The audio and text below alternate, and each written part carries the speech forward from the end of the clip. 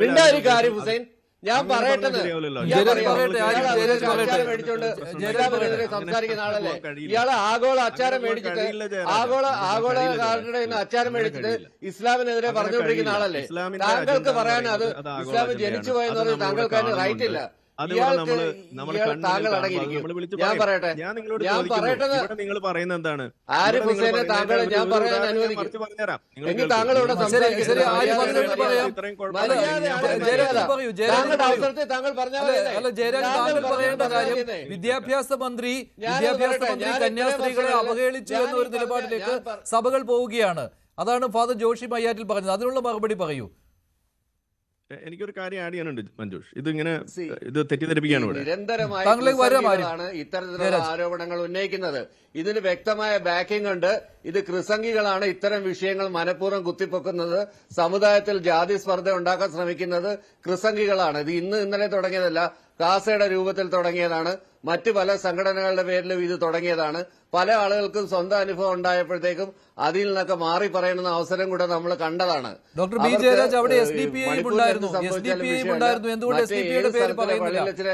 താങ്കൾ എന്തുകൊണ്ട് SDPIയുടെ പേര് പറയുന്നില്ല ജയരാജ്? SDPIയുടെ പേര് വിട്ടുപോകുന്നു. SDPI എല്ലാ തരത്തിലുള്ള മതമൗലികവാദികളോടും ഇടതുപക്ഷത്തിന് ഒരേ സമീപനം തന്നെയാണ്.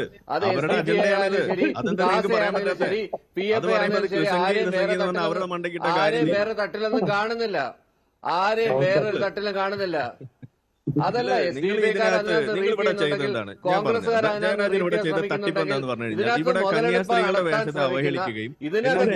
പറയുന്ന സാധനത്തെ എന്തോ മുന്തിയ സാധനമാണെന്ന് വരുത്തി തീർക്കുന്നു. അങ്ങനെയല്ല.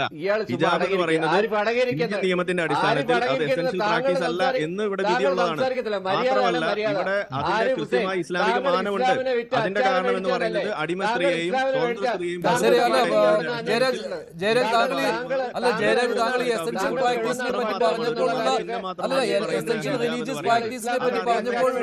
വൈരുദ്ധ്യമാണ് ചൂണ്ടിക്കാണിച്ചത് ജയരാജ്.